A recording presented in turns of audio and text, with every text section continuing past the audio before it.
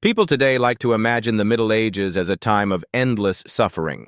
Frozen villages, starving peasants, thin bodies wrapped in rags, shivering through endless winters without modern heating. It feels logical.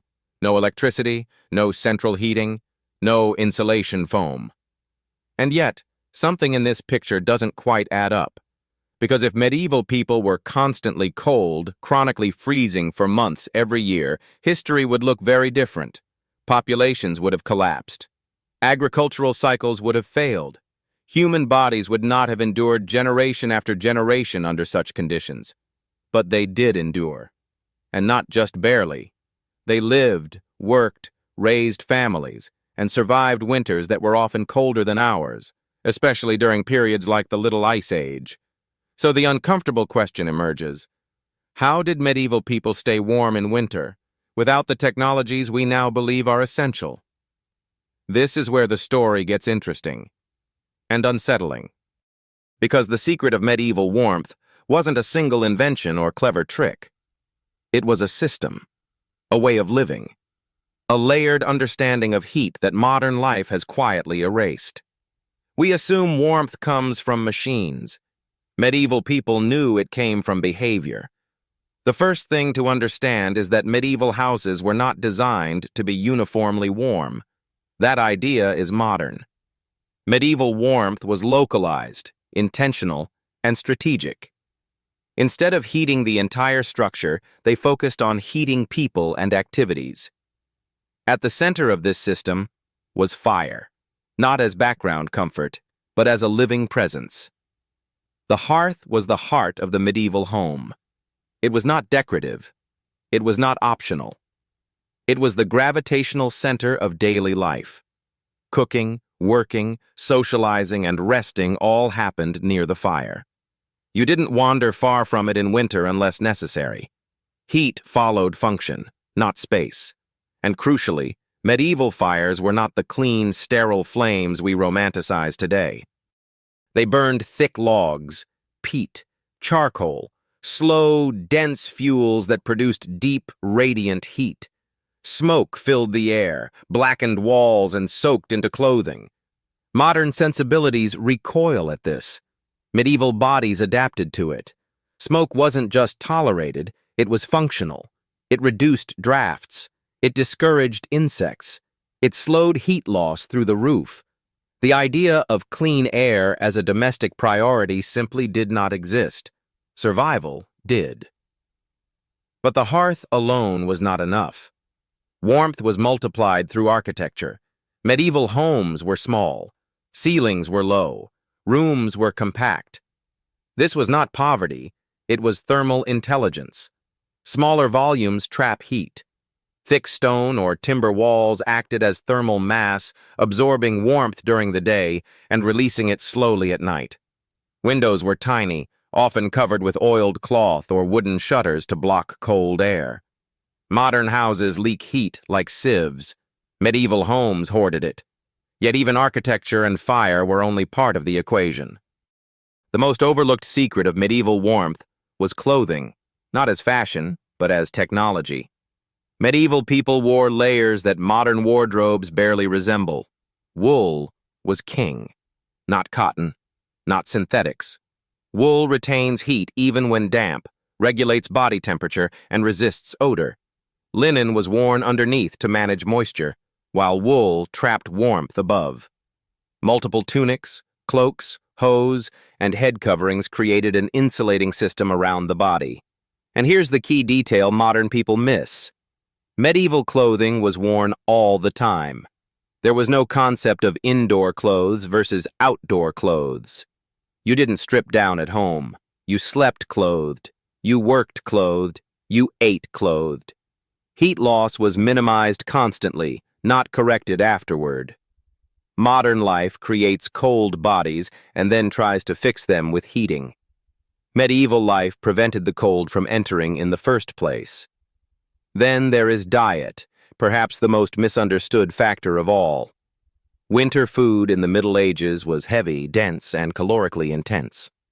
Stews, thick with grains, legumes, animal fat, salted meats, bread baked from whole grains. These were not comfort foods. They were metabolic fuel. Digesting dense food generates heat. Medieval people understood this intuitively.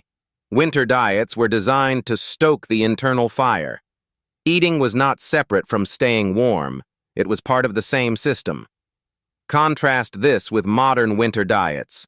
Light salads, cold drinks, calorie restriction, sugar spikes. We starve our metabolism and wonder why we feel cold. Medieval people would have found this absurd. And then there was movement. Medieval life was not sedentary. Even in winter, bodies were in motion, chopping wood, carrying water, tending animals, repairing tools. Movement generates heat. Long periods of stillness were rare. When rest came, it came close to the fire, wrapped in layers, often shared with others. Which leads to another forgotten truth. Warmth was communal. Beds were shared. Rooms were shared. Animals were sometimes housed close to humans. Body heat mattered. Isolation was a luxury that came with thermal cost. Modern life worships personal space. Medieval life prioritized shared warmth. All of this reveals something uncomfortable. Medieval people didn't fight winter. They adapted to it. They accepted cold as a condition, not a failure. Warmth was not about eliminating discomfort. It was about managing it intelligently. So when we imagine medieval people as perpetually freezing, we are projecting modern fragility onto tougher systems. The real question isn't how they survived winter.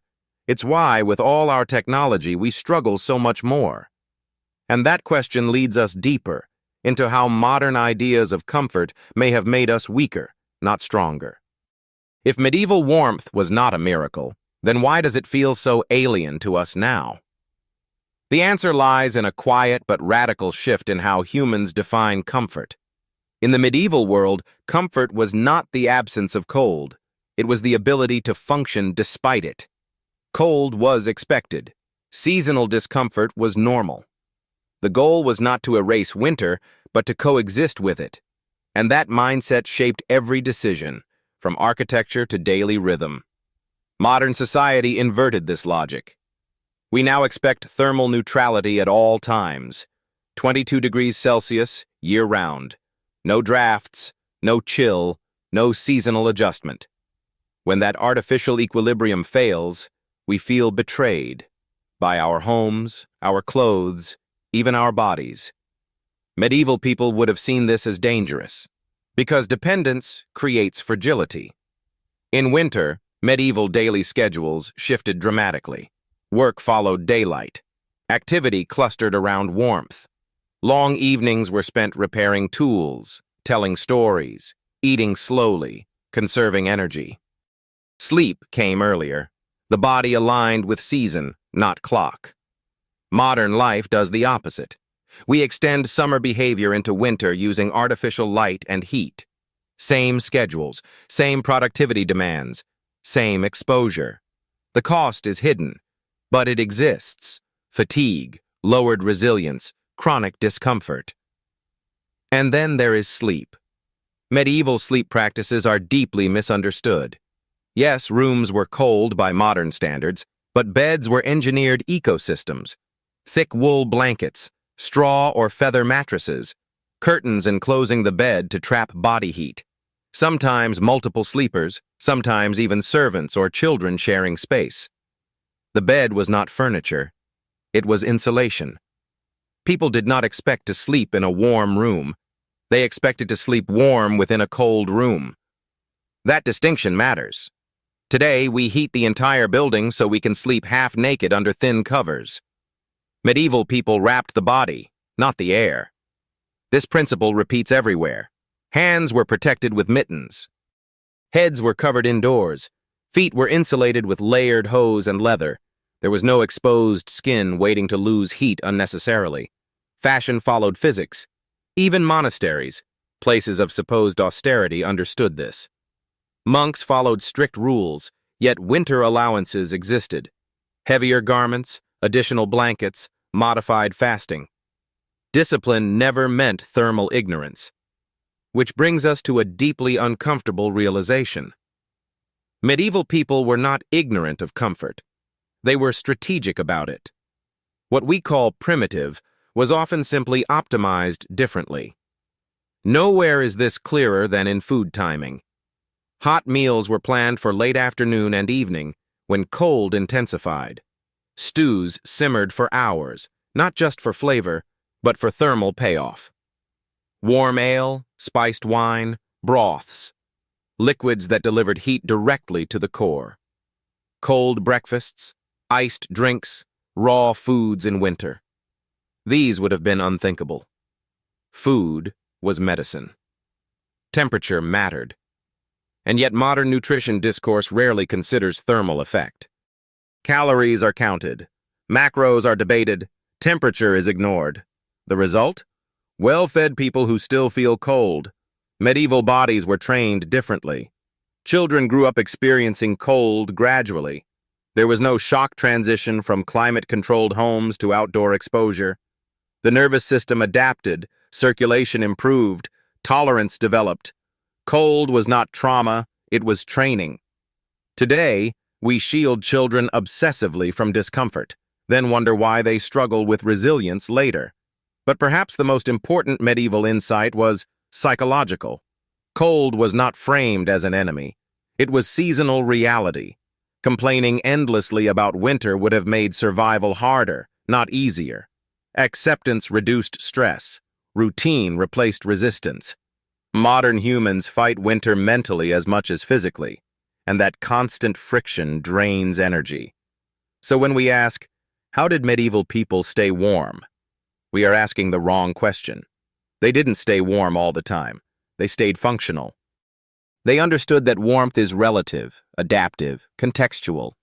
That the human body is not a fragile device requiring constant external correction, but a responsive system shaped by habit. And this brings us to the final uncomfortable contrast. With all our technology, we may have lost something essential: the ability to cooperate with winter instead of overpowering it. In the final part of this story, we will confront what this loss has cost us, and what fragments of medieval wisdom still remain usable today, if we dare to relearn them. At this point, the medieval secret to surviving winter no longer looks like a trick. It looks like a mirror. Because everything that kept people warm in the Middle Ages still exists today. Materials, food, movement, rhythm, community. What disappeared was not the knowledge, but the priority. Modern society did not improve warmth. It outsourced it. We replaced layered clothing with thinner fabrics and stronger heaters. We replaced dense, warming food with convenience calories. We replaced movement with sitting, communal living with isolation, seasonal rhythm with artificial constancy. And then we blamed winter when our bodies stopped coping. Medieval people would have recognized this pattern immediately. They knew that heat is expensive, energetically, materially, socially. Fire had to be gathered, food had to be grown, clothes had to be made. Nothing was infinite, so waste was minimized. Heat was directed where it mattered most. Today, heat pours into empty rooms while bodies sit inactive, underdressed, disconnected from their own signals. The medieval system was not romantic, but it was coherent. And coherence is what we lack. Look at wool, for example. For medieval people, wool was non-negotiable. It was the backbone of survival. Today, wool is considered itchy, inconvenient, old-fashioned. We choose petroleum-based fibers that trap moisture poorly and require external heat to compensate. The result? We heat buildings harder instead of clothing bodies better. Or consider food again. Medieval winter meals were repetitive, slow, heavy. Modern culture calls this boring, but monotony is not failure. It's stability. The body thrives on predictable fuel in harsh conditions. Medieval people did not seek novelty in winter. They sought endurance. We seek stimulation year-round and wonder why winter exhausts us. Even the idea of feeling cold has changed.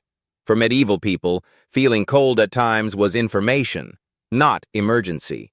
It signaled when to move, eat, layer, gather. Today, cold triggers panic and immediate correction. Thermostats replace awareness, and with that loss of awareness, resilience declines. The irony is brutal. The more we try to eliminate discomfort, the less capable we become of handling it. So what does this mean for us now? It does not mean abandoning modern technology. Medieval life was hard. Disease, injury, and hunger were real. This is not a call to romanticize suffering. It is a call to recover forgotten intelligence. We can relearn how to dress for warmth instead of heating air. We can relearn how to eat seasonally, warming the body from within. We can relearn how to move more in winter, not less. We can relearn how to cluster activity around warmth, not spread it thin. We can relearn that comfort is contextual, not absolute. Medieval people did not conquer winter. They negotiated with it. And perhaps that is the most valuable lesson of all. Winter is not a technical problem to be solved once and for all. It is a recurring condition that shaped human evolution for thousands of years. When we forget that, we become weaker, not stronger. The medieval secret was never hidden. It was lived. And the moment we stop asking how to defeat winter and start asking how to live well within it, that secret becomes available to us again.